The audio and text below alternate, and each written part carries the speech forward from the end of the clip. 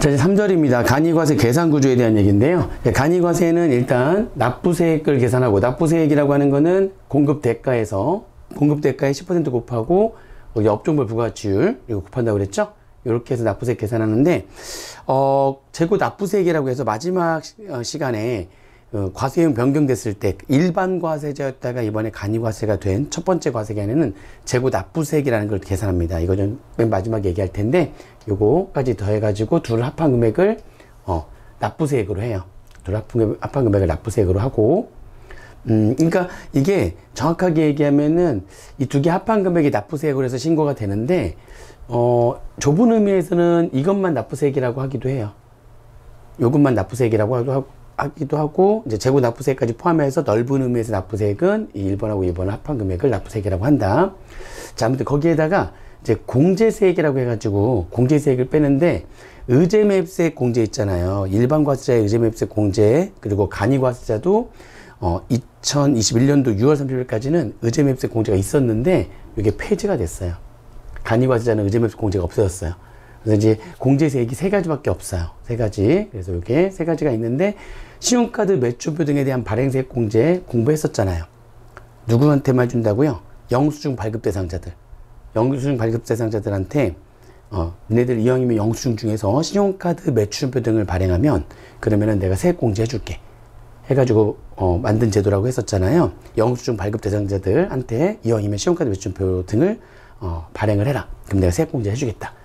대신에 누군 뺀다? 아무리 영수증 발급 대상자랄지라도 법인 제외, 그리고 직전 연도 공급가액이 10억 원을 초과하는 개인사업자 제외. 그 둘을 제외한 영수증 발급 대상자는 신용카드 매출표 등을 발행하게 되면 세액공제를 해주겠다. 세액공제는 발행가액의 1.3% 연한도 1,000만 원. 우리 앞에서 공부했던 거 있죠? 그 내용 그대로입니다. 전자신고세액공제는 확정신고 때 전자신고로 확정신고를 하게 되면은 10,000원 공제 준다고 했던 거 있죠? 그거 똑같습니다. 그래서 그 공제세액 2번하고 3번은 일반 과세자에서 공부했던 거랑 내용이 같고요. 매입 세금계산서 등에 대한 수치세액 공제 있죠? 요거 하나만 공부하면 돼요. 아무튼 요거 하나 어떻게 되는지 공부할 건데, 요 세 가지가 공제세액이거든요. 근데 이 공제세액 세 가지는 지금 여기서 공부한 이 납부세액을 한도로 합니다. 공제세액은 납부세액을 한도로 한다. 예를 납부세액이 100 나왔는데 공제세액 세 가지 합했더니 120이 나왔어요. 그러면 공제세액은 납부세액을 한도로 한다. 환급이라는 게 없기 때문에 납부세액을 한도로 하는 거고요. 잘못한 거 있으면 가산세 내는 거죠.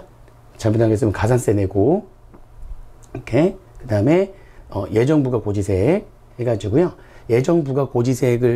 예정부가고지세액 직전 과세기간에 납부했던 세액의 절반으로 해가지고, 간이과세자는 과세기간 1년이잖아요.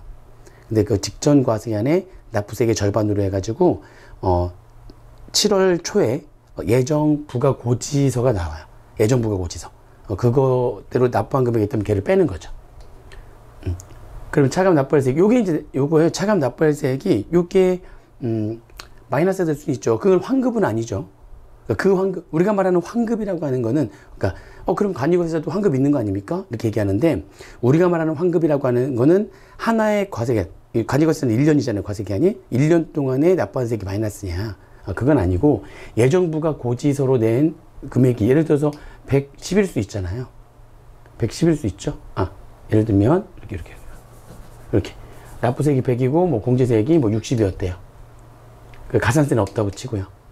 예정부가 고지세액이 그런데 50원이었대요. 그러면 지금 40원 남았는데 50원이니까 다시 말하면 40원을 1년 동안 내야 되는데 6개월 동안에 7월 25일 날, 7월 초에 고지서 날라와서 7월 25일 날 내는 거거든요. 예정부가 고지서로 이미 50원을 냈으니까 10원 돌려받는 거죠. 아무튼 그러면 1년 동안 얼마를 낸 겁니까? 50원 내고 10원 돌려받는 거니까 1년 동안 40원 내는 거죠. 그러니까 아무튼 1년 동안의 환급은 없다 이런 얘기죠. 1년 동안, 과세 기간 동안의 환급은 없는 거다. 예정 부가고지서로 많이 낸 게 있다면 걔 빼고 확정신고할 때는 10원만 내면 되는데, 아무튼 1년 동안 그래도 40원은 내는 거니까. 그래서 간이과세는 일반적으로 환급세액이 없다는 표현은 1년 동안, 과세 기간 동안의 환급세액이 없다는 의미다. 이렇게 알고 계시면 되겠습니다. 아무튼 이렇게. 그래서 아무튼 공제세액은 납부세액을 한도로 하고, 잘못했을 때 가산세 내고, 그리고 예정 부가고지서가 이제 직전 과세기간 납부세액의 절반으로 해서 7월 초에 날라오고 7월 25일 날 내는 게 있는데, 그거 낸 거 있으면 걔 빼 나머지 금액을 차감 납부세액으로 해가지고 내년도 1월 25일 날 신고 납부하면 되는 거죠. 그 차감 납부할세액은 이제 이것도 일반 과세랑 마찬가지입니다. 일반 과세랑 마찬가지로요. 교재 보시면은 844페이지에 밑에 꼬표 1, 2, 3 이렇게 있을 때 꼬표 2번 79%는 국세로 21%는 지방세로 이렇게 했었었는데 이제 일반 과세자랑 마찬가지로 이게 이제 개정이 이제 됐잖아요. 그래서 개정돼 가지고 일반 과세자의 내용까지 같이 한번 정리를 하자면 교재를 조금 수정을 하셔야 될 것 같아요. 844페이지에 꼬표 2번 부가세 차감 납부할세액의 79%는 국세로 21%는 지방세로 이게 지금 개정 전이고요. 이게 이제 개정이 됐는데 안 했네요. 788페이지 보시면은요. 밑에 부가가치세 차감 납부할세액 일반 과세자 차감 납부할세액은 74.7%는 부가가치세로 25.3%는 지방소비세로 이렇게 이제 차감 납부할세액 중에 74.7%는 요건 이제 부가가치세로 그쵸? 그 다음에 25.3%는 요거는 지방소비세로 이 작년까지는 79%가 부가가치세고 21%가 지방소비세였는데 지방소비세 비중을 좀 더 높였죠. 좀 높였고 2022년도 올해는 이제 중간에 76.3%는 부가가치세로 23.7%는 지방소비세로 한다고 이제 되어 있고 내년도는 내년도는 이렇게 됩니다. 우리 이제 내년도 시험을 대비하는 거니까 내가 이렇게 나눠내는 게 아니고요. 나는 요 금액을 내잖아요. 그러니까 일반 과세자로서 부가가치세를 내거나 또 간이과세자로서 부가가치세를 내가 내면 관할 세무서에서 그 중에 25.3%를 내년부터는 25.3%를 지방소비세로 해가지고 지방자치단체한테 다르게 나눠주는 거고요. 74.7%만 부가가치세로 해가지고 국가에서 사용하는 거죠. 그렇게 이게 나눠진다. 이렇게 보시면 되겠습니다. 자, 그러면 여기에서 이제 요거부터 잠깐 정리를 한번 해볼게요. 만약에 업종을 내가 2가지 이상의 업종을 공통으로 지금 하는 거예요. 2가지 이상의 업종을 지금 하고 있는데 간이과세자라는 거죠. 자, 그러면은 여기 요 내용 볼게요. 지금 음식점도 하고 있고 숙박업도 하고 있는데 하나의 사업장에서 2가지 이상의 업종을 하고 있는 거죠. 그럴 수 있죠. 음식점과 숙박업을 같이 하고 있는데 음식점의 공급 대가는 10% 한 다음에 음식점의 업종의 부가가치율은 15%예요. 숙박업에서의 공급 대가, 그러니까 예를 들면은 여기 음식점의 공급 대가 2천만 원, 숙박업의 공급 대가 3천만 원이었어요. 그러면은 2천만 원에 10%에 15%, 숙박업의 공급 대가 3천만 원에 10%에 25%, 숙박업의 이제 업종의 부가가치율은 25%로 이제 가정을 하는 겁니다. 그럼 이게 되는데 문제는 이 공통 사용자, 음식점과 숙박업에 공통으로 사용하는 자를 팔았단 말이에요. 그리고 공통 사용자를 공급해가지고 받은 공급 대가가 1,000만 원인 거예요, 지금. 이 1,000만 원은 10% 한 다음에 이 1,000만 원의 업종별 부가가치율은 어떻게 할 거냐 이런 얘기죠. 이 1,000만 원의 업종별 부가가치율은요, 이 음식점의 업종별 부가가치율과 숙박업의 업종별 부가가치율을 가지고 평균을 내는데 이 각 공급 대가를 가지고 가중 평균한 업종별 부가가치율을 하는 겁니다. 그러니까 음식점의 15%는 2천만 원, 5천만 원 분의 이제 밑에 선이 빠졌네요. 5천만 원 분의 2천만 원. 그리고 25% 숙박업의 업종별 부가가치율인 25%는 5천만 원 분의 3천만 원. 이렇게. 그러면은 이렇게 공급 대가로 가중 평균한 업종별 부가가치율을 하겠다. 그럼 음식점의 업종별 부가가치율인 15%는 5분의 2, 숙박업의 업종별 부가가치율인 25%는 5분의 3 해가지고 걔를 더한 금액, 이게 이제 공급 대가로 가중 평균한 업종별 부가가치율이 되는 거죠. 공급 대가로 가중 평균한 업종별 부가가치율은 21%니까 1,000만 원에 10%에 21%로 곱한 금액을 공통 사용자와의 업종별 부가가치율을 한다는 겁니다. 예를 또 한번 잠깐 바꿔볼게요. 그러면 예를 들어서 이게 숙박업이 아니라 얘가 음식점하고 정육점을 하는 거야. 정육점은 면세죠. 정육점 면세니까 이제 과세가 안 될 거예요. 음식점의 공급대가는 2천만 원, 그리고 정육점의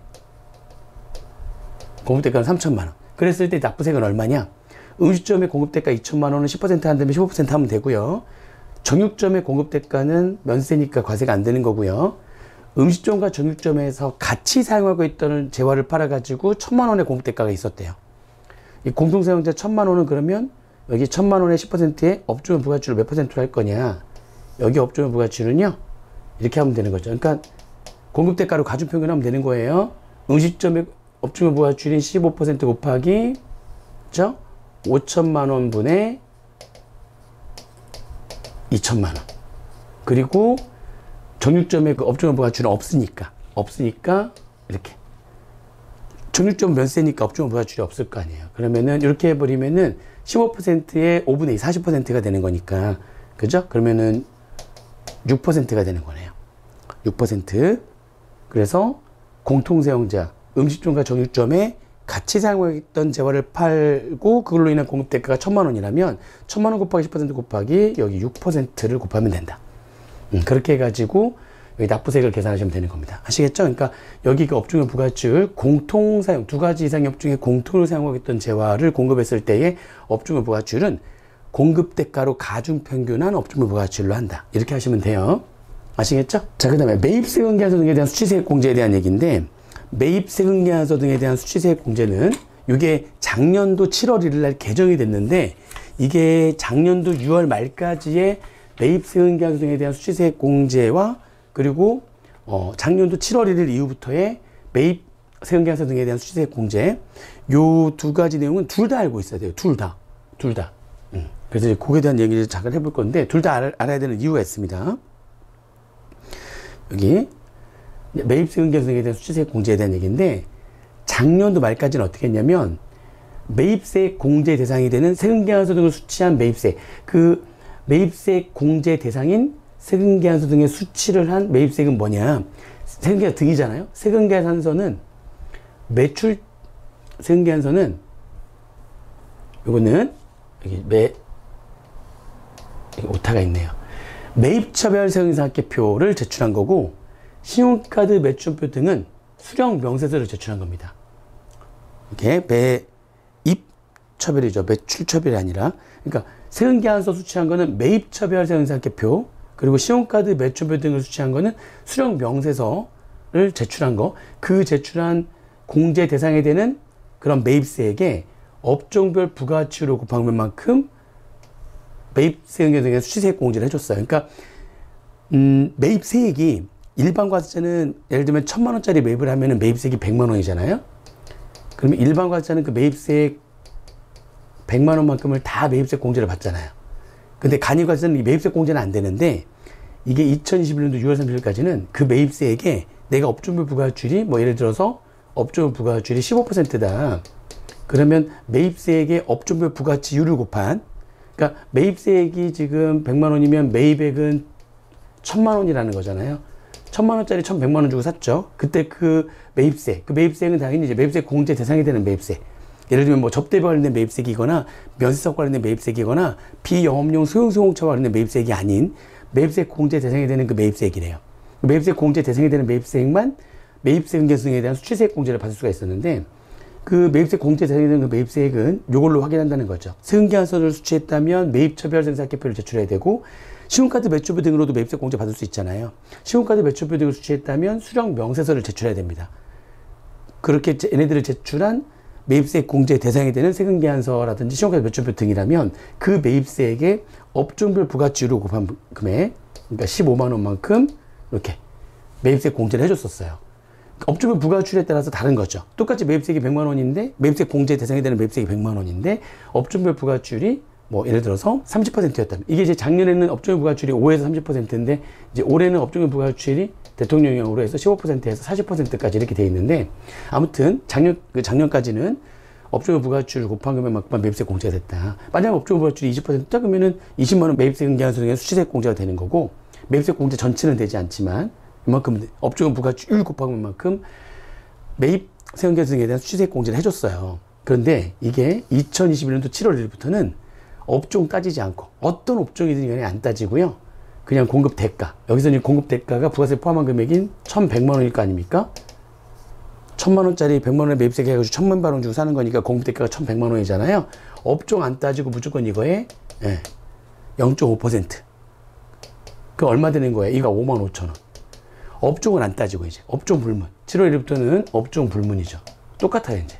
업종 불문하고 매입 세금계 등에 대한 수치세액 공제는 공급 대가의 0.5%다. 그러니까 이제 개정은 이미 됐으니까 요거 매입 세금계 등에 대한 수치세액 공제를 구하시오라고 하면은 그냥 이걸로 하시면 돼요. 공급 대가의 0.5% 곱하시면 되는데, 요 예전 규정, 종전 규정을 알아야 되는 이유는 나중에 이제 재고 납부세액, 재고 매입세액 공부할 때 그 중에 재고 매입세액이 예전 규정에 영향을 받거든요. 그래서 요거 아셔야 돼요. 지금 이거 옛날 규정도 재고 매입세액 때문에 세금계산서에 대한 수세액 공제 자체는 그냥 해정이 됐으니까 요걸로 이렇게 계산하시면 되는데, 종전 규정을 알아야 되는 이유는 나중에 재고 매입세액, 맨 마지막에 얘기하는 재고 매입세액이 있거든요. 그것 때문에 종전 규정도 알아야 돼요. 아시겠죠? 아무튼 이게 바뀌었어요. 이제 업종을 따지지 않고 공급대가의 0.5%.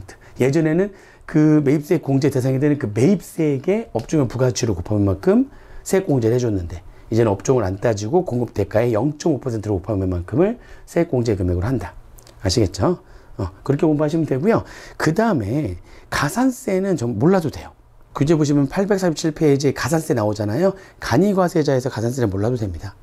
좀 몰라도 되고, 신고납부 4절에 신고납부로 가볼게요. 자, 간이과세자에 대한 부가세 신고납부인데, 간이과세자는 과세기는 1년이잖아요. 그래서 이제 1년 동안의 간이과세 부가세는 다음 연도 1월 25일 날 계산하고 신고납부를 해야 되는데, 너무 1년 만에 내는 거니까 중간에 미리 좀 내는 제도가 있거든요. 그걸 이제 예정 부가와 납부라고 해가지고 원칙 예정 부가 고지서가 날라와요. 그러니까는 직전 과세기간 1년 과세기간의 납부세액의 절반으로 해가지고 7월 초에 고지서가 날라와서 7월 25일 날까지 해가지고 납부합니다. 예정 부가 고지 7월 초에 고지서가 날라와가지고 7월 25일 날 납부를 하는 거예요. 그런데 예외적으로 이게 날라오는 게 원래 원칙인데, 예정 부가 고지서가 예정 부가 고지를 하지 아니하는 경우가 있어요. 또는 예정 부가 기간에 대한, 즉 1월 1일부터 6월 30일까지가 예정 부가 기간이거든요. 그 예정 부가 기간에 대한 부가세를 신고납부할 수 있거나 신고납부해야지만 되는 경우가 있어요. 고지서가 날라오는 게 아니라, 원래 1년에 한 번 신고해야 되는데 그게 아니라 1월부터 6월까지의 부가세에 대해서 저희가 직접 계산해가지고 7월 25일까지 예정 부가 기간에 대한 1월 1일부터 6월 30일까지에 대한 간이과세자로서의 부가세를 직접 계산해가지고 신고납부를 할 수 있거나 해야 되는 경우가 있다는 거죠. 예정 부가고지가 원래 원칙인데, 먼저 첫 번째, 예정 부가고지를 하지 않는 경우는 금액이 50만 원 미만이니까 소액부징수라고 하거든요. 그때 그 고지서로 고지하려고 하는 금액이 50만 원 미만이라면 소액이니까 징수하지 않겠다. 아시겠죠? 소액부징수. 그 다음에 두 번째는 국세징수법상 납부기한의 연장사유로 재난 같은 게 발생하거나 그러면 납부기한이 연장되거든요. 그 연장사유로 사업자가 납부할 수 없다라고 세무장이 인정되는 경우에, 그렇게 납부할 수 없다고 인정되는 그런 경우에는 예정 부가 고지서를 보내지 않겠다. 이제 코로나 때문에 재난 등에 의해 가지고 사업자가 그 기간 내에 납부할 수 없다라고 인정이 되는 경우에는 아예 예정 부가 고지서가 안 날라온대요. 아주 그게 예정 부가 고지하지 않는 예외. 그 다음에 예정 부가 기간에 대한 부가세를 신고 납부를 해야 되거나 할 수 있는 경우는 뭐냐? 할 수 있는 경우는요, 이게 내가 이제 가만히 있으면 직전 과세기한 납부세액의 절반으로 해가지고 고지서가 날라오는 거거든요. 그리고 그거는 나중에 1년 거에 대한 부가세 낼 때, 그때 나중에 이제 뭐 기납부세액처럼 예정 부가 고지세액은 기납부세액처럼 나중에 빼주는 거잖아요. 그런데 가만히 있으면 내가 전년도 납부세액의 절반을 예정 부가 고지서가 날라와가지고 그걸로 세금을 내야 되는데, 내가 한번 시간이 돼서 직접 6개월 동안에 간이과세자로서의 부가세를 계산해 봤더니 직전 과세기간 납부세액의 3분의 1에 미달하는 거예요. 가만히 있으면 절반이 날라올 텐데, 저기요, 제가 그냥 신고납부 할게요 라고 할 수 있다는 거죠. 그러면 내가 훨씬 더 적은 세금을, 지금 당장 세금을 무조건 적게 내면 나한테 유리하잖아요. 이자만큼 혜택이 생기니까. 지금 당장 적게 내기 위해서 저 신고납부 하겠습니다 이렇게 할 수 있다는 거죠. 근데 이렇게 신고납부 할게요 라고 했는데, 근데 이제 고지서가 날라온 거야. 그러면은 내가 신고납부 할게요 라고 해서 신고납부를 하는 경우에는 이 고지서가 날라온 거는 이제 결정해가지고 고지서가 날라왔을 거 아닙니까? 결정해서 고지서가 날라왔는데 결정은 없었던 걸로 한다. 그런 말이 있어요. 그러니까 신고납부를 하게 되면 그냥 이게 인정이 되는 거죠. 결정해서 고지서 보낸 거는 없애버리는 거고요. 요 신고납부를 하는 거를로 인정하겠다 이런 얘기입니다. 그리고 신고납부를 해야 하는 경우, 신고납부를 해야 되는 경우, 간이과세자 중에서도 특례 간이과세자라고 해가지고 신규 사업자거나 또는 직전 연도의 공급대가가 4,800만 원 미달하는 간이과세자는 세금계산서를 발급할 수 없다고 그랬잖아요. 그러면은 직전 과세간의 공급대가가 4,800만 원 이상이지만 8천만 원 미만이 간이과세자, 좀 그래도 완전히 능력이 없지 않은 약간 능력이 있는 그런 간이과세자는 이제 세금계산서 발급을 해야지만 되거든요. 그래서 세금계산서 발급한 간이과세자는 예정 부가기한에 대한 부가시세를 신고 납부를 해야지만 됩니다. 얘는 해야지만 되는 경우. 그렇죠? 그럴 때도 만약 결정에서 고지서가 날라왔다면은 신고 납부를 해야 되는 경우에 신고 납부를 했잖아요. 그러면 결정에서 고지한 거는 없는 것으로 보는 거죠. 그렇죠? 그렇게 보시면 되겠습니다. 어려운 얘기는 아니죠. 그렇죠? 그 다음에 여기 확정 신고는 당연히 이제 과세 기한이 끝난 후 25일 이내에. 그래서 원래 과세기는 1월 1일부터 10월 31일이니까 다음 연도 1월 25일에 확정 신고 납부를 하는 거고요. 만약에 중간에 폐업을 했다면 폐업이 속한 달에 다음 달 25일까지 확정 신고 납부를 하면 되는 겁니다. 그 다음에 요 얘기도 잠깐 한번 해볼게요. 이게 일반 과세자하고의 차이점인데, 그러니까 일반 과세자는 예정 신고 기간이 예를 들면 1기 예정 신고 기간의 부가가치세를 4월 25일 날 신고 납부를 한 거야. 그러면 확정 신고를 또 7월 25일 날 해야 될 거 아닙니까? 7월 25일 날 확정 신고하는 거는 7월 25일 확정 신고하는 거는 이 예정 신고를 이미 했으니까 예정 신고한 걸 뺀 4, 5, 6월 달의 금액만 7월 25일 날 신고 납부하는 거예요. 일반 과세자는 예정 신고를 했다면 확정 신고할 때 예정 신고한 부분을 뺀 4, 5, 6월 달에 매출세에서 매입세 차감한 금액을 납부세고로 해가지고 7월 25일 날 신고 납부를 하는 겁니다. 그죠? 그리고 만약에 일반 과세자의 경우도 예정 신고 납부를 하는 게 아니라 예정 고지서 날라오는 경우 있잖아요. 그래서 예를 들면은 일반 과세의 경우에 1월 1일부터 이때 4월 25일 날 내가 이거 신고한 게 아니라 직전 과세 기간 6개월 동안에 납부세액의 절반으로 해가지고 예정 고지가 돼가지고 예정 고지서로 그냥 납부를 한 거예요. 그러면 1월 1일부터 3월 30일까지의 부가가치세를 내가 신고한 적은 없는 거죠. 그냥 직전 과세기간 납부세액의 절반으로 고지서가 날라왔어요. 그러면 이제 확정 신고를 할 때 7월 25일 확정 신고할 때는 예정 신고를 한 적이 없으니까 7월 25일 날 이때 확정 신고를 할 때는 6개월치 거를 다 신고 납부를 하면서 예정 고지서 금액을 이제 기납부세액으로 이렇게 빼주는 거죠.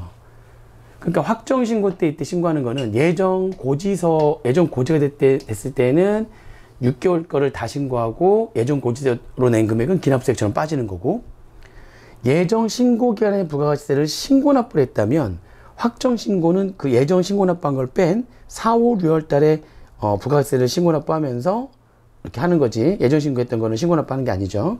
예정 신고 기간에 대한 부가세를 예정 고지서로서 납부한 거냐, 예정 신고 기간에 대한 부가세를 신고 납부한 거냐에 따라 가지고 나중에 확정 신고할 때에 신고해야 될 범위가 다르죠. 예정 신고 납부를 했다면 4, 5, 6월 달 것만 신고하면 되고, 예정 고지서로서 납부한 거라면 나중에 확정 신고 때 6개월치 거 다 신고하면서 요거는 이제 기납부세액처럼 빼앗지고 이렇게 된다는 거예요. 그런데 간이과세자는 좀 달라요. 간이과세자는 7월 25일 날 이렇게 고지가 날라오는 게 원칙이라고 했잖아요. 예정 고지가 될 수도 있고 아니면 예정 부가기한에 대한 부가세를 신고 납부할 수도 있고 신고 납부도 해야 되는 경우가 있어가지고 이게 신고 납부를 할 수도 있다는 거죠. 7월 25일까지 예정 부가 고지서로서 세분 낼 수도 있고 아니면은 내가 1월부터 6월까지 부가세를 계산해가지고 직접 신고할 수도 있고. 그런데 고지가 됐든 신고를 했든 어떻게 됐든 간에 간이과세자는 나중에 내년도 1월 25일 날 부가세 신고할 때는 무조건 이렇게 이제 신고를 했더라도 이 말이죠. 신고를 했더라도 전체 기간에 대해서 확정 신고하고 고지가 됐든 신고가 됐든 전부 다 이때 확정 신고할 때 기납부세액처럼 빼는 거죠. 그렇게 돼 있어요. 간이과세자는 예정 부가 기간 동안의 부가가치세를 예정 부가 고지가 됐든 예정 부가기간에 대한 부가세를 신고 납부를 했든 어떻게 했든지 간에 나중에 확정 신고할 때는 무조건 전체 기간에 대해서 부가세를 확정 신고하면서 예정 고지가 되거나 또는 신고 납부한 금액을 기납부세액처럼 뺀다. 그래서 일반 과세자하고의 큰 차이점 중에 하나입니다. 아시겠죠? 그 다음에 납부의 면제인데, 납부의 면제, 이건 직전이 아니에요. 해당 과세기간의 공급 대가의 합계액이 4,800만 미만이잖아요. 여기서 말하는 해당 과세기간의 공급 대가 합계액 4,800만 미만을 구할 때, 또는 신규 사업자거나 또는 휴업 등으로 인해 가지고 실제로 사업을 했던 기간이 예를 들면 4월 중에 사업을 개시했거나 또는 1년 중에서 한 3개월을 휴업을 했다는 거죠. 신규 사업자거나 휴업 등으로 인해 가지고 이번 해당 과세 기간에 12개월 다 일을 한 게 아닌 경우에도, 그러면 이제 공급대가가 9개월 동안의 공급대가일 거 아닙니까? 그러면 무조건 12개월로 환산한, 개업이나 휴업 등으로 인해서 과세기한이 12개월 미만이라면 12개월로 환산한 금액이 4,800만 원 미만이었을 때 납부무가 면제가 되는 겁니다. 아시겠죠? 간이과세자는 해당 과세기한이에요. 해당 과세기한의 공급대가 합계액이 12개월로 환산했을 때 공급대가 합계 금액이 4,800만 원 미만이면 그러면 납부무를 면제한다. 근데 주의할 거는 납부무를 아무리 면제한다 할지라도요. 이 말이 중요해요. 좀 이따 이제 제일 마지막에 재고 납부세액, 일반에서 간이로 탁 변경된 첫 번째 과세기한은 재고 납부세액을 내야 되는데 재고 납부세액과 미등록가산세는 면제하지 않는다. 시험 문제 굉장히 많이 나옵니다. 특히 요거 재고 납부세액. 재고 납부세액은 아무리 해당 과세기한의 공급대가 합계액이 4,800만 미달이라 할지라도 재고 납부세액은 무조건 내야 되는 거예요. 재고 납부세액은 무조건, 미등록가산세도 무조건. 이 두 가지는 면제가 안 돼요. 그건 중요하고요. 이때 그 납부 의무가 면제된 자의 미등록가산세는요. 원래 이제 미등록가산세가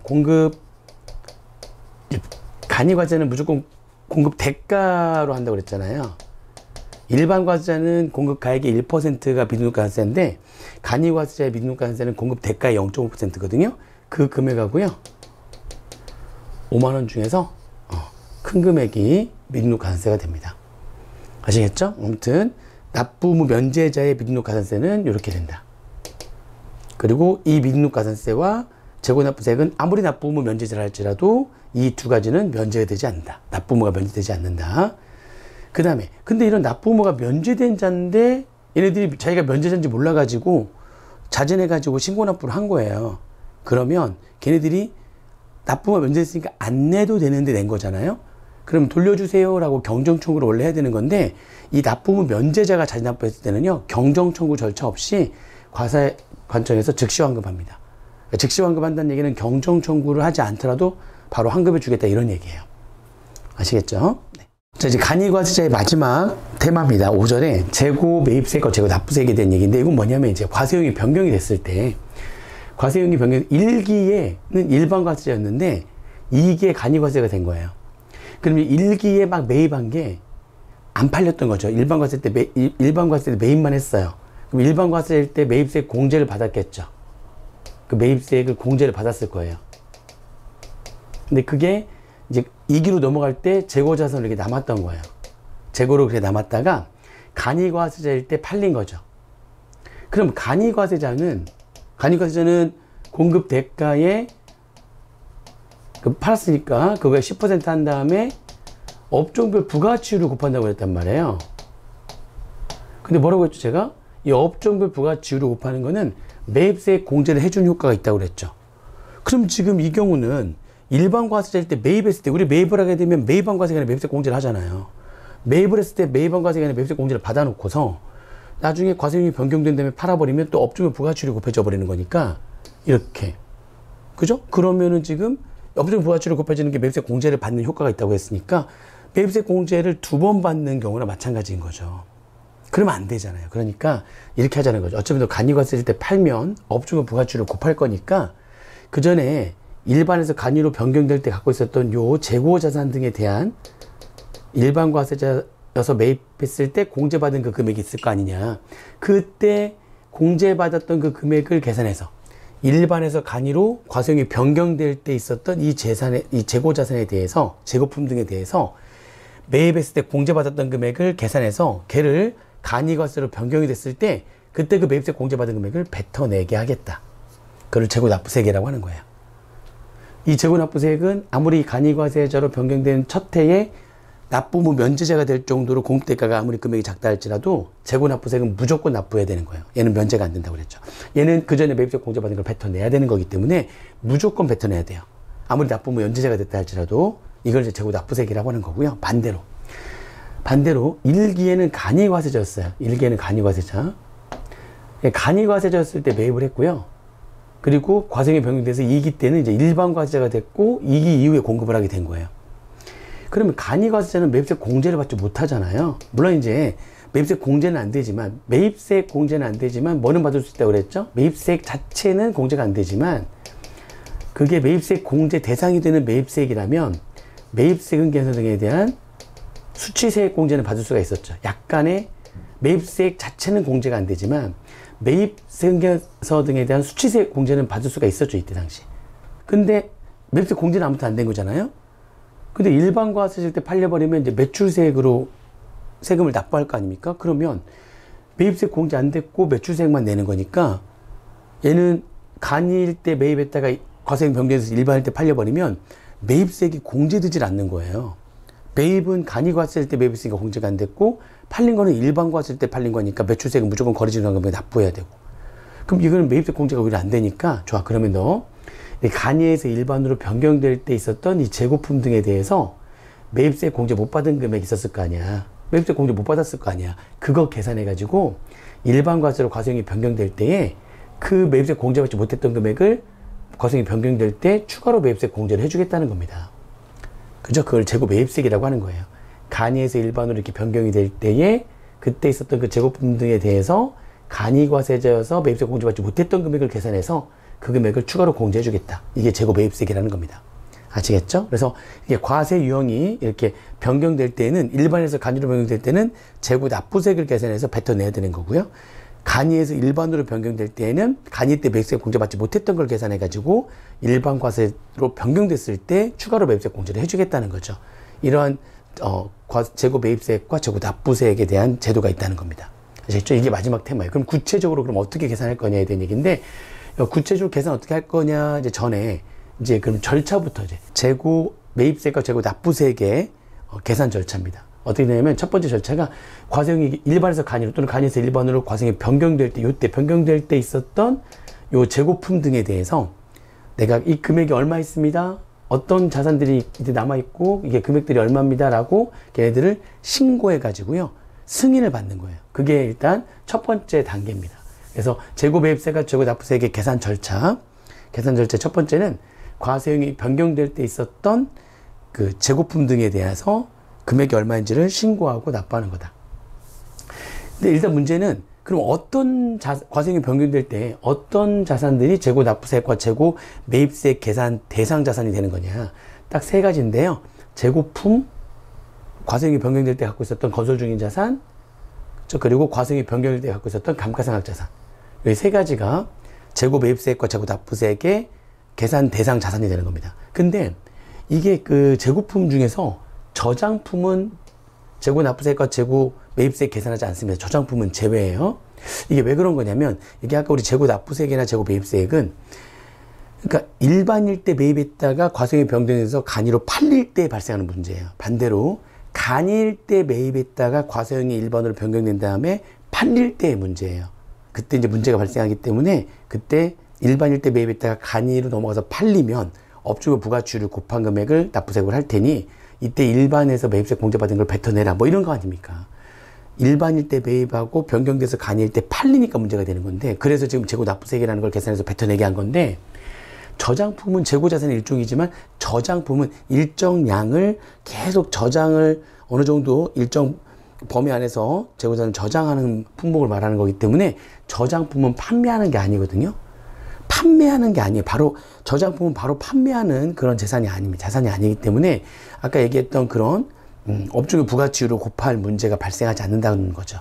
일반 과세 때 매입을 했고 간이과세로 변경이 됐지만 계속 일정량을 저장을 하는 거라면 팔리지 않는다는 거죠. 팔리지 않으면 업종의 부가치율을 곱할 일이 없기 때문에 재고 납부세액을 뱉어낼 것도 없다는 겁니다. 팔리지가 않는 거니까 저장품은 제외한다. 이거 중요해요. 저장품은 재고 매입세액과 재고 납부세액 계산의 대상 자산이 아닙니다. 걔를 제외한 재고품, 거주 중인 자산, 감가상각 자산에 대해서 재고 매입세액과 재고 납부세액을 계산하는 거예요.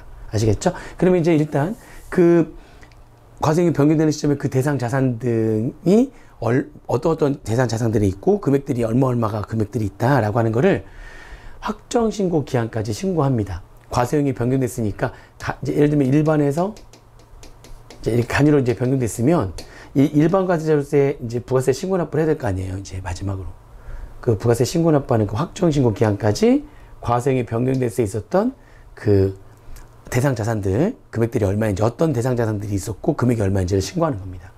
그렇게 신고를 하게 되면 관할세무서에 이걸 확인해 가지고요, 승인 여부에 따른 통지서를 보내게 돼 있어요. 통지를 하게 돼, 이게 원칙이에요. 통지를 하게 돼 있습니다.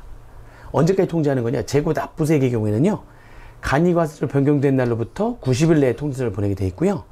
재고 매입세액의 경우에는 간이에서 일반으로 바뀌는 경우에는 신고기한 지난 후 1개월 내에 통지서를 보내게 돼 있어요. 아시겠죠? 그래서 이렇게 통지서를 보내게 돼 있다. 승인 여부에 통지서를 보내게 돼 있는데 나는 신고를 했는데 통지서가 안 왔어. 요 기간 내에 통지서가 안 왔어. 그러면 그거는 내가 신고한 내용을 그대로 승인한 것으로 본다.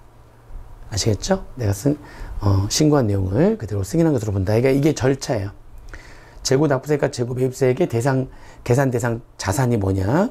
저장품은 제외한 재고품, 건설 중인 자산, 감가상각 자산이 되는 거고요. 걔네들이 금액이 얼마인지를 확정신고 기간까지 신고를 하는 거고, 이게 그러면 요 재고 납부세액과 재고 매입세액은 각각 요 기간 내에 승인 여부의 통지서가 날라오는 게 원칙인데 그 기간 내에 통지서가 없었다면 신고한 내용대로 승인한 것으로 본다. 아시겠죠? 자, 그러면 이제 구체적인 계산 보겠습니다.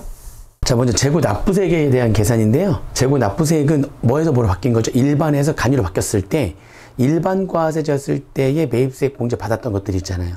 걔네들을 계산해가지고 이제 뱉어내는 거죠. 그러면은 일반 과세자일 때 매입한 거니까 그때 당시 매입세액 공제를 받았을 거 아닙니까? 그러면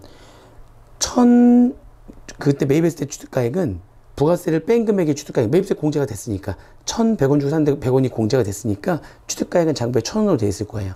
뭐 그때 당시에 매입세 공제 받은 금액은 취득가액의 10%로 곱한 금액이죠. 취득가액 10%로 곱한 금액. 이게 그때 당시 일반 과세자여서 매입했을 때 매입세 공제를 받은 금액이거든요.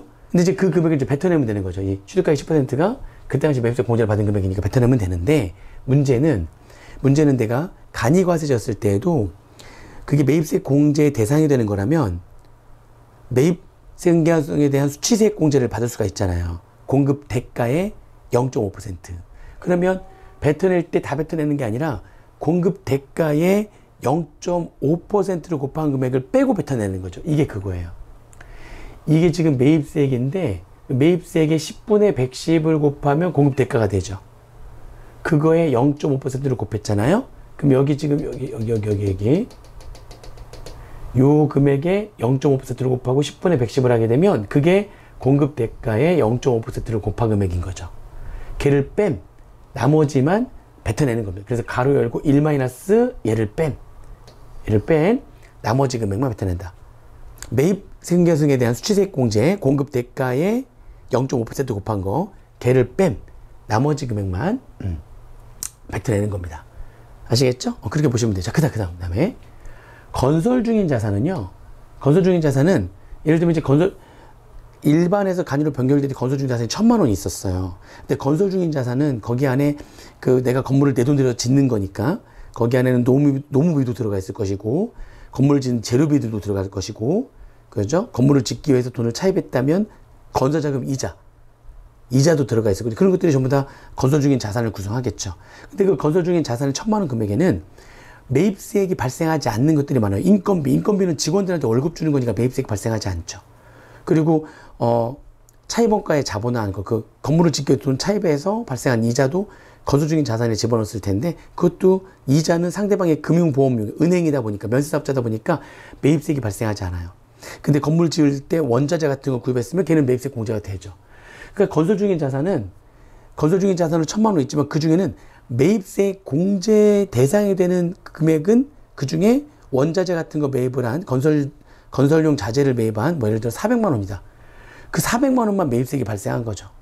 그럼 문제에서 주어져요. 그러니까 건설용 자산 1,000만 원은 전부 다 매입세액이 발생하는 금액이 아니기 때문에 그 중에 공제 대상이 되는 매입세액이 얼마인지 예를 들면은 그 건설용 자재 구입 1,000만 원 중에 400만 원이 건설용 자재 구입 가격이었다면 그 400만 원의 10%인 40만 원만 공제 대상이 되는 매입세액이 되겠죠. 이게 문제에서 주어집니다. 그럼 그 공제 대상이 되는 그 매입세, 그때 당시 공제 받았던 그 매입세 40만 원을 뱉어내면 되는데 똑같아요. 뱉어내면 되는데 간이과세자일 때도 공급 대가의 0.5%로 곱하면 만큼은 매입세 응계환수에 대한 수취세액 공제를 받는 거기 때문에 똑같이 여기 요 매입세액의 0.5%를 곱하고 10분의 110을 곱하면 공급 대가 0.5%를 곱한 매입세 응계환수 등에 대한 수취세액 공제액이 나오는 거잖아요. 걔를 뺀 나머지 금액을 뱉어내면 된다 이런 얘기입니다. 아시겠죠? 자, 그 다음에 감가상각 자산은 외부에서 구입할 수도 있고 자가 생산할 수도 있잖아요. 감가상각 자산은 건물을 이미 다 지어진 건물을 살 수도 있고 아니면 내가 내 돈 들여서 건물을 지을 수도 있고 외부에서 구입했다면 건물이 10억짜리라면 내가 부가가치세 1억 줬겠죠. 그리고 1억만큼 그때 당시에 일반 갔을 때 매입했으니까 매입세 공제가 됐을 거 아닙니까? 그러면 취득가액의 10%로 곱한 금액이 그때 당시에 매입세 공제받은 금액이었을 거 아니에요. 그걸 이제 뱉어내면 되는 거예요. 뱉어내면 되는데 일단 감가상각자산이다 보니까 상당 부분, 상당 기간 사용했잖아요. 감가상각자산은 그때 당시 매입세 공제받은 금액 취득가액의 10%에 체감률을 고려합니다. 1 체감률 곱하기 경과된 과세기한수. 일반 과세자로서의 과세기한이 경과했으니까 과세기한은 6개월씩이잖아요. 아시죠? 6개월 동안 건물과 구축물은 체감률이 5%고 이외의 감가상각자산은 25%잖아요. 체감률을 고려하시고 이거 할 줄 알죠? 거기에다가 똑같이 요거 공급 대가의 0.5%를 곱한 매입세 흥경한소 등에 대한 수치세액 공제를 뺀다는 거죠. 그만큼을 뺀 나머지만 뱉어내라. 간이과세자일 때에도 매입세 공제 대상이 되는 매입세액은 세액 공제해 주는 거죠. 얼마만큼을? 공급 대가의 0.5%만큼을. 그래서 그 공급 대가의 0.5%만큼을 뺀 나머지를 뱉어낸다는 얘기입니다. 자가 생산하는 거는 건설 중인 자산에 마찬가지예요. 내가 스스로 짓는다면 자가 생산해서 건물이 10억이 딱 됐다면 그거는 매입세액이 발생한 건물의 취득가액도 있고 인건비나 뭐 건설자금 이자 같은 경우에는 아예 매입세액 자체가 발생하지 않았을 거니까 자가 생산했을 때는 얘랑 마찬가지로 공제 대상이 되는 매입세액이 얼마인지 문제에서 주어집니다. 총 건물은 건설용 기자재도 구입하고 인건비도 들이고 뭐 여러 가지 비용을 들여가지고 10억 들여가지고 만들었어요. 그 중에 매입세액이 발생한 거는 건설용 기재재를 매입한 뭐 예를 들어서 3억 원만 총 10억 중에 3억 원만 건설용 기재재 값이었다는 얘기죠. 그것만 매입세액이 발생한 거래요. 그러면 3억 원에 대한 10%인 3천만 원만 공제 대상이 되는 매입세액이 되는 거죠. 문제에서 주어집니다. 그리고 공제 대상 매입세액 주어지면 감가상각자산이니까 똑같이 체감률 고려하시면 되고요. 똑같이 뒤에 요 매입세 흥경한소에 대한 수치세액 공제를 뺀 나머지, 즉 공급대가의 0.5%를 곱한 금액을 뺀 나머지를 뱉어내면 된다. 이게 바로 재고납부세액이 되는 거예요. 아시겠죠? 그렇게 계산하시면 되고요. 한 가지, 근데 이제 여기 내가 이제 외부에서 구입한 거에 대해서는 재고품이나 외부에서 구입한 감가상각자산은 여기 취득가액을 알아야지만 되잖아요. 건설 중인 자산이거나 자가 생산한 감가상각자산은 공제상 매입세액이 얼마인지 문제에서 주어지는데 재고품이나 외부에서 구입한 감가상각자산은 여기 취득가액을 알아야 되는 건데 이 취득가액은 장부나 증빙 등에서 확인되는 금액으로 하는 거거든요. 근데 장부나 증빙 등에 의해 가지고 취득가액이 확인이 안 돼. 그러면 얘네들은 과세 유형이 변경되는 그 시점에 시가를 가지고 계산합니다.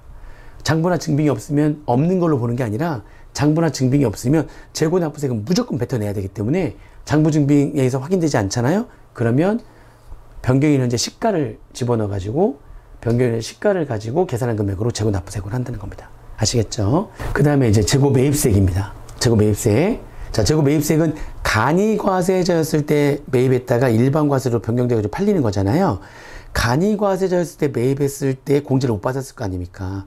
그때 매입세 공제 못 받았던 금액을 계산해서 일반과세로 변경될 때에 매입세액 공제를 해주겠다는 거죠. 추가로. 그게 재고매입세액이에요.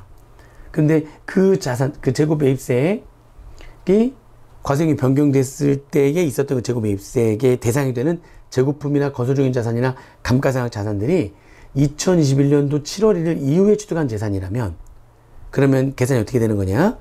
왜냐면은 2021년도 7월 1일 이후부터는 그때 당시에 간이과세졌을 때 매입세 공제는 안 됐지만 매입세 흥경한소에 대한 수치세액 공제라고 해서 공급대가의 0.5%의 세액 공제는 됐을 거 아닙니까? 공급대가 0.5%.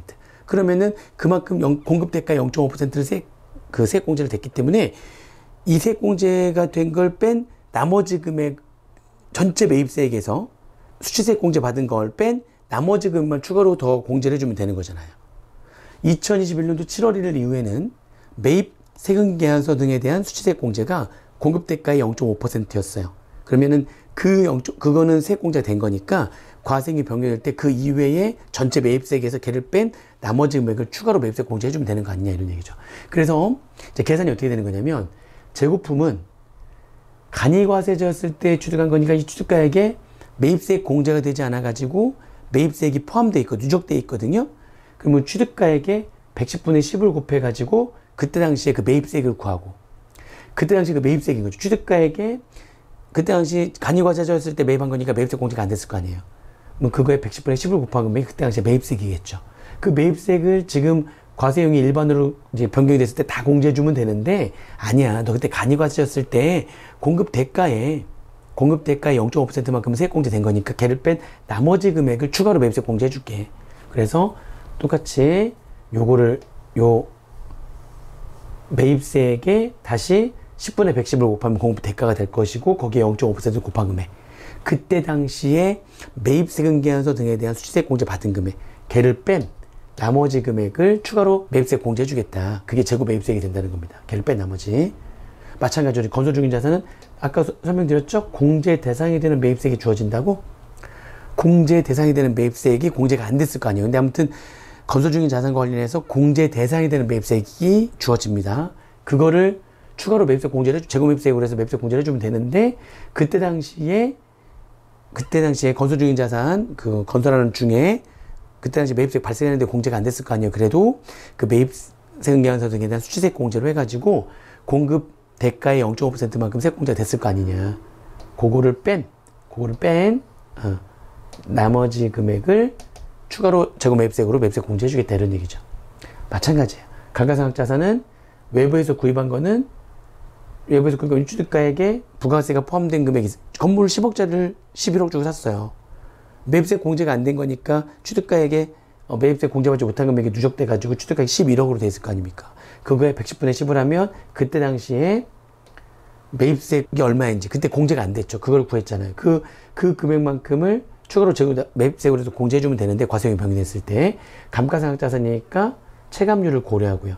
이때 체감률 고려할 때는 좀 주의하실 게, 간이과세자일 때 과세기한이 경고한 거잖아요. 간이과세자일 때에 취득한 거니까. 근데 간이과세자는 과세기한이 1년이잖아요. 일반 과세자는 6개월이고. 그럼 간이과세자일 때 경과된 과세기간수는 1년을 단위로 해가지고 경과된 과세기간수를 계산하는 거기 때문에 이때 체감률은 2배가 되는 거죠. 6개월 동안의 건물에 대한 체감률이 5%, 건물 구축물이 5%니까 1년 동안의 건물 구축물의 체감률은 10%가 되겠죠. 그 이외에 감가상각자산은 6개월 동안 25%니까 1년 단위로는 50%가 되겠죠. 그래서 경과된 과세기한수는 1년 단위로 경과된 과세기한수를 계산할 것이고요. 체감률은 이렇게 2배의 체감률이 들어가면 됩니다. 이렇게 해가지고 체감률을 고려하시고, 뒤에 똑같이 요 비율, 요거는 이제 매입세 근계한성에 대한 수취세액 공제, 공급대가 0.5% 곱한 금액만큼 그때 당시에 매입했을 때 그만큼 세액 공제를 받았을 거기 때문에 걔를 뺀 나머지만 추가로 재고 매입세액으로 매입세 공제해 주겠다는 거죠. 자가 생산한 경우에는 공제 대상이 되는 매입세액이 얼마인지 문제에서 주어집니다. 거기다가 똑같은 이렇게 체감률 고려하시고, 체감률은 똑같습니다. 경과된 과세기한수가 간이과세자일 때 경과된 과세기한수니까 1년 단위로 해서 계산하거든요. 그러니까 체감률은 2배로. 그리고 거기다가 이거 똑같이 오고, 그때 당시에 요만큼의 공급 대가의 0.5%의 매입세 근계한성에 대한 수취세액 공제는 받았을 거기 때문에 걔를 뺀 나머지만 더 추가로 재고 매입세액으로 공제를 받으면 된다, 이런 얘기입니다.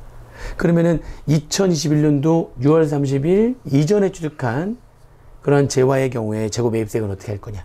그러면 걔네들은요, 요거는 나머지는 다 똑같은데, 그때 당시에는 요때에 예전에 2021년도 6월 30일까지 취득했을 때에는 매입세액에 업종별 부가가치율을 곱한 금액만큼 매입세 근계한성에 대한 수취세액 공제를 받았던 거잖아요. 그러면은 요거를 뺀 나머지만 더 추가로 매입세 공제를 해주면 되는 거기 때문에, 여기 요 자리 있잖아요. 요 자리에 1 요거 자체가 지금 매입세액 아닙니까? 매입세액에 업종별 부가가치율을 곱한 만큼 그때 당시에 세액 공제가 됐을 거니까 이게 매입세액이잖아요. 그 매입세액에 업종별 부가가치율을 곱한 금액만큼을 뺀 나머지를 더 재고 매입세액으로 하면 되는 거라서, 2021년도 6월 30일까지 취득한 재산에 대해서 재고 매입세액을 계산할 때에는 여기 뒤에 요 요거 매입세 근계한성에 대한 수취세액 공제 받은 금액을 뺀 나머지를 곱해야 되는 이 자리에 이 이전에 취득한 재산은 수취세액 공제가 요만큼이 됐었던 거기 때문에 얘가 들어가면 되는 거예요. 얘가. 업종별 매입세액에 업종별 부가치율을 곱한 만큼을 빼면 되는 거니까 가로 열고 1 업종별 부가치율이 들어가는 거죠. 요 자리에 얘가 들어가면 된다는 겁니다. 그래서 재고 매입세액은 언제 취득했던 재고품 등에 대해서 재고 매입세액을 계산하느냐에 따라 가지고 여기 뒤에 들어가는 얘가 달라진다는 거. 재고 납부세액은 어차피 일반에서 이제 간이과세자가 된 거니까 간이과세 된 이후에 매입세 근경에 대한 수취세액 공제를 받는 거기 때문에 무조건 요 비율로 하면 되는 거고요. 재고 납부세액은 예전 걸 생각할 필요가 없는 거죠. 이제 간이과세가 되는 거니까. 근데 얘는 재고 매입세액은 예전에 간이과세자였을 때의 매입세 근경에 대한 수취세액 공제를 그때 당시에 받았을 거기 때문에 언제 취득한 거냐에 따라 가지고 뒤에 곱해진 얘가 달라진다는 겁니다. 이때 당시에는 이만큼 세액 공제가 됐고 이때 이후에는 공급 대가의 0.5%를 곱한 만큼 세액 공제가 됐기 때문에 언제 취득한 재고품 등에 따라서 뒤에 곱해진 얘가 달라진다. 아시겠죠? 그 다음에 이제 이 재고품 등과 여기 얘하고 외부에서 구입한 가계사업자산의 취득가액을 여기 알아야 된다는데 이것도 역시 마찬가지로 장부나 증빙 등에서 확인되는 취득가액을 하는 거거든요. 근데 장부나 증빙에 의해서 확인이 안 되는 거예요. 취득가액이. 장부 증빙이 없는 거지. 취득가액 확인이 안 되는 거예요. 그러면 재고 매입세액은요. 매입세 공제를 해주겠다는 거니까 증빙이 있어야 매입세 공제해 주는 거거든요. 그래서 장부 증빙이 없었어? 그러면 너 이거는 빵이야. 즉 계산 안 하겠다는 거죠. 빵으로 하겠다는 겁니다. 장부 증빙 등에서 확인되지 않으면 그러면은 0으로 해가지고 재고 매입세를 계산하지 않겠다라고 하는 겁니다. 자, 여기까지 해가지고요. 간이과세자에 대한 얘기 그리고 부가가치세 전체에 대한 얘기가 다 강의가 끝났습니다. 기본서 강의가. 이 기본서 강의는 말 그대로 기본서 강의예요. 개념을 잘 이해하시려고 노력을 많이 하셔야 돼요. 단순 암기는 다 나중에 바로바로 까먹습니다. 개념을 이해하시고 암기를 하셔도 까먹겠지만 개념을 이해하시고 암기하시면 나중에 어차피 2회독, 3회독을 해야 되거든요. 이렇게 회독수가 늘어날 때마다 점점 잘 읽게 되는 거예요. 개념을 이해하지 아니하고 그냥 단순히 암기하면 그러면은 똑같이 나중에 까먹는데 이제 내게 아니니까 나중에 보면 또 이제 익숙해지니까 암기는 되겠지만 이해가 안 된 상태에서 암기를 하게 되면은요 어차피 잘 읽게 되지 않습니다. 그러면은 나중에 1차 시험 계산 문제도 그렇고 2차 시험도 그렇고 가면 갈수록 이제 곤란을 겪게 돼요. 그래서 언제나 처음에 공부할 때는 개념 이해가 중요하다. 개념 이해를 하시면서 암기하셔야 됩니다. 아시겠죠? 아무튼 고생하셨고요. 심화반에서 또 찾아뵙는 걸로 하겠습니다. 아무튼 제 강의를 기본서 강의를 끝까지 들어주셔서 감사합니다. 수고하셨습니다.